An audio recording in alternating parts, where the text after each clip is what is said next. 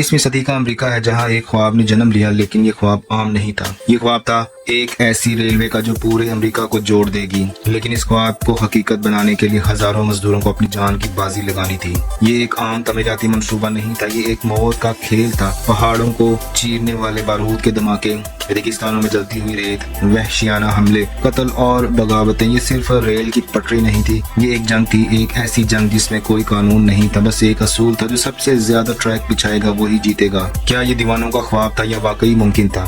10 मई 1869, वो दिन जब दुनिया बदल गई। लेकिन इस कामयाबी के पीछे वो कहानियां हैं जो शायद ही किसी ने सुनी हो। ये कोई आम तारीख नहीं, ये एक ऐसी कहानी है जो आपको चुका कर रख देगी। अमेरिका का सबसे खतरनाक प्रोजेक्ट, एक हैरान कर देने वाली दास्तान।